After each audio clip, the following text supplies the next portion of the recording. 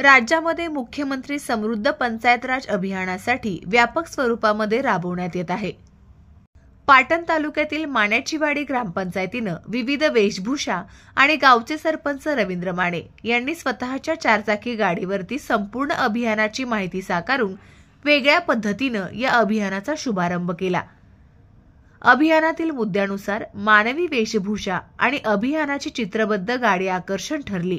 ग्रामसभांचा आदर्श pattern म्हणून पाटण तालुक्यातील माण्याचीवाडीची ओळख आहे। माण्याचीवाडी ग्रामपंचायतीनं बुधवारी ग्रामसभेतून अभियानातील 7 मुद्द्यांवर ग्रामस्थांमध्ये जागृती आणि प्रबोधन केलं।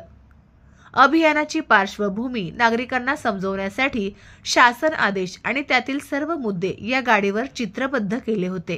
गाडीचं वाचन केल्यानंतर संपूर्ण अभियान समजण्यासाठी मदत झाली। प्रबोधन रॅलीनंतर पाटणचे तहसीलदार अनंत गुरव यांनी ग्रामसभेत शासनाच्या विविध योजनांची माहिती दिली। तसंच मुख्यमंत्री समृद्ध पंचायत राज अभियानामध्ये माण्याचीवाडी निश्चितच आदर्शवत कामगिरी करेल असा विश्वासही त्यांनी व्यक्त केला।